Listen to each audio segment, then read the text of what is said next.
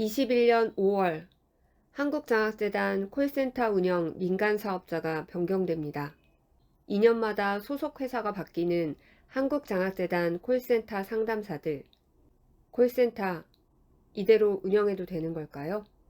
한국장학재단 콜센터는 언제 설립되었나요? 2008년 경제위기 극복을 위해 반값 등록금과 학자금 대출 금리 인하에 대한 국민 요구가 높아졌습니다. 2009년 국가장학사업 강화가 국정과제로 선정되면서 국가장학사업을 전담으로 수행하기 위해 한국장학재단이 설립되었습니다. 저소득층을 대상으로 하는 선별적 국가장학사업이 교육 불평등과 차별을 해소하고 전 국민 평생 교육 실현이라는 보편성을 강화하면서 국가 장학제도에 문의를 갖는 국민이 증가하게 되었고 2010년부터 본격적으로 콜센터가 운영되고 있습니다. 그렇군요. 설립 취지가 참 좋네요. 그러면 한국장학재단 콜센터 상담사들은 장학재단 직원인가요? 안타깝게도 장학재단 상담사들은 장학금, 학자금 대출 등 장학제도에 대해 전문성과 책임감을 가지고 상담을 하지만 장학재단 직원은 아닙니다. 민간기업에 소속되어 있는 노동자입니다. 좀 더 정확하게 말하자면 민간 위탁의 비정규직 노동자인 거죠. 그렇군요. 네, 그러면 민간 위탁이 무엇인가요? 왜 콜센터를 직고용이 아닌 민간 위탁으로 운영해야만 하죠? 민간 위탁이라는 건 정부 및 행정기관이 서비스를 제공하기 위해 외부 공급자와 상업적인 계약을 통해 업무를 대신 수행하도록 하는 것입니다. 행정기관이 한 사업에 수행되는 여러 가지 일들을 직접 수행하지 않고 민간 기업의 기술력을 활용하여 효율성을 높이기 위한 아웃소싱 전략의 하나인 거죠. 민원 사무 처리에 관한 법률에 의해 행정기관에 대한 민원 신청은 문서, 여기는 전자문서도 포함이 되고요. 문서로 하도록 하고 기타 민원은 구두 또한 전화로 할 수 있습니다. 민원 처리는 일상적으로 반복되는 사무로 기관이 직접 수행하지 않아도 되는 업무로 분류하여 전화 상담 업무인 콜센터를 민간 위탁으로 운영하기 시작했습니다. 그런데 민간 위탁 운영 방식이 더 효율적이라서 시행하는 것 아닌가요? 민간 위탁 시행의 목표는 민간의 전문성을 공공기관이 배우자는 계획으로 시행하게 되었고 행정기관의 민간 위탁은 98년 IMF 외환위기와 2004년부터 시작된 민영화 등을 거치면서 전화상담은 외주화되기 시작했습니다. 정부는 공공부문 사업을 15년 이상 민간 위탁으로 운영하고 있지만 전문성을 활용하기보다는 비용 절감에 초점을 두고 위탁해오고 있어서 그 결과 민간 위탁의 폐해가 심각합니다. 민간 위탁 업체는 눈에 바로 보이는 성과에 급급해서 경쟁에만 치중하여 콜수, 즉 응대율만 중요시하고 민원인들의 요구사항과 상담의 정확성에 대해서는 무책임하였습니다. 업체의 성과주의와 경쟁으로 공공부문 서비스 질이 하락하고 그 피해는 오로지 국민의 몫으로 남아있는 거죠. 그렇군요. 네, 그런데 비용이 절감된다면 민간 위탁이 더 효율적인 게 맞지 않을까 하는데요. 어떻게 생각하시나요? 공공기관 민간 위탁으로 인해 오히려 문제가 끊임없이 나타나고 있습니다. 그중 일감 몰아주기, 예산 낭비 문제가 가장 심각합니다. 공공기관 콜센터는 일부 업체에 계속 일감을 몰아주게 하면서 문제가 발생돼서 2년마다 공개 입찰을 통해 업체를 재선정합니다. 그러나 일부 업체들끼리 돌아가면서 콜센터를 운영하고 있고 공공기관은 업체가 바뀌더라도 안정적인 민원 서비스가 제공되도록 상담사들을 계속 고용하도록 합니다. 2년마다 민간 위탁 업체가 바뀌지만 실제 일을 하는 상담사들은 그대로입니다. 그렇기 때문에 상담사들은 2년마다 고용 불안을 겪고 있고요. 수탁 업체들은 상담사들의 고용 불안을 실적 압박의 도구로 사용해서 상담사들의 권리를 억압하고 침해하고 있습니다. 또한 콜센터 운영에 필요한 건물, 사무용 가구, 전화 연결 시스템, 상담 시스템, 전화, 전기, 수도요금 등 모든 비용을 원청이 다 부담합니다. 수탁업체는 일반관리비나 이윤, 감가상각비, 복리후생비 등 여러 항목으로 이익금을 챙겨갑니다. 공공기관이 투자 비용 부담을 다 하면서 수탁업체들이 이익을 챙겨가도록 해주고 있는 셈입니다. 예산이 절감된다면 그래도 민간 위탁을 해야 하는 것이 아닐까요? 정말 예산이 절감되는 것인지 여부는 따져봐야 합니다.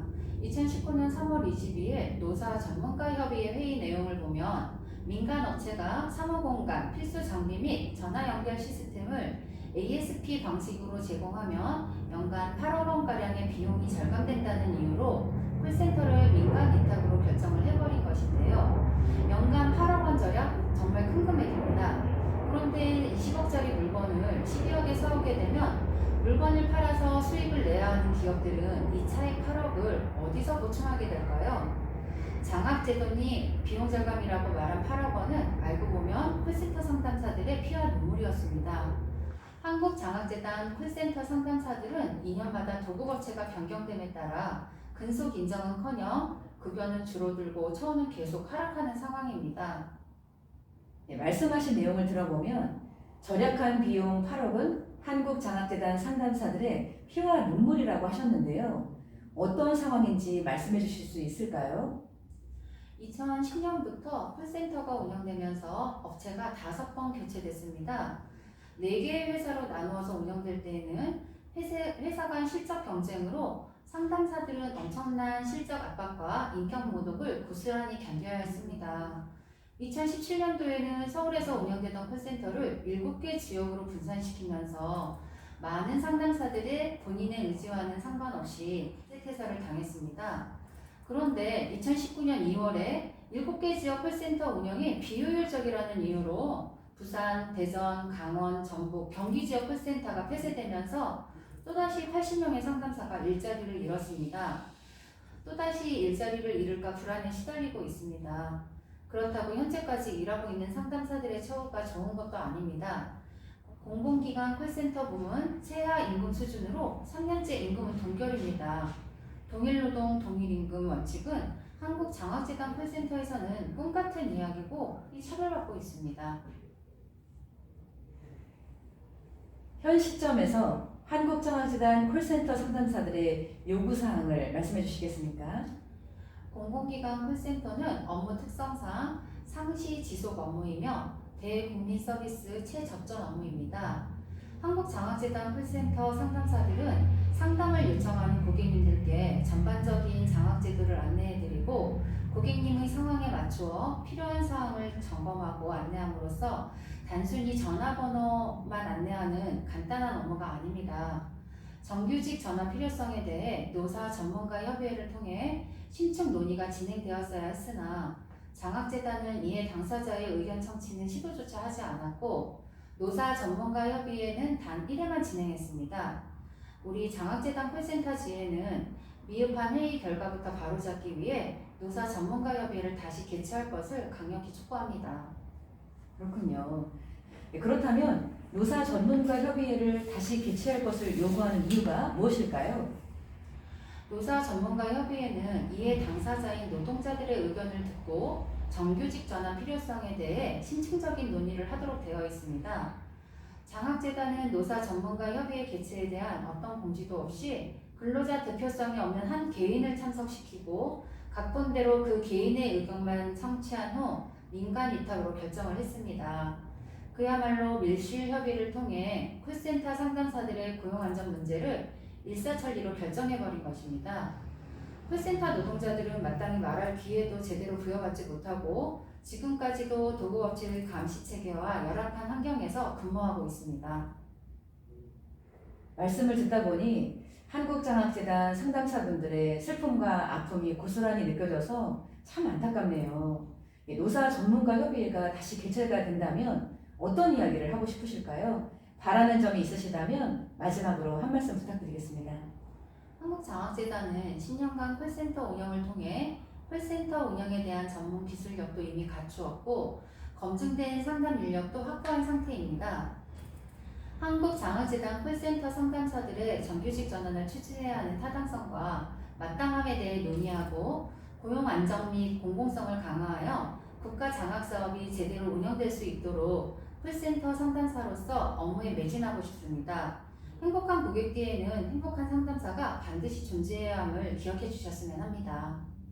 한국장학재단 콜센터 상담사들은 장학금, 학자금 대출 등 장학제도에 대해 전문성과 책임감을 가지고 상담하지만 장학재단의 소속 직원은 아닙니다. 한국장학재단의 민간위탁, 비정규직, 노동자입니다. 장학재단 콜센터 상담사들은 2번의 파업, 32일간의 1인 시위, 12일간의 노숙농성까지 하며 처절한 투쟁으로 작년 한 해를 보냈습니다. 21년 신규 사업자 선정 제안 요청서에 노동조합의 요구가 상당 부분 반영은 되었지만 고용 불안과 불평등은 극복하지 못하였고 민간 위탁의 한계를 명확하게 확인할 수 있었습니다. 한국장학재단 콜센터 상담사들의 기본권을 보장하고 열악한 처우 문제를 개선하기 위한 가장 적합한 방법은 직접 고용입니다. 상담사의 고용과 처우 문제를 해결하는 것은 장학사업의 공공성을 높이는 가장 효율적인 방법입니다.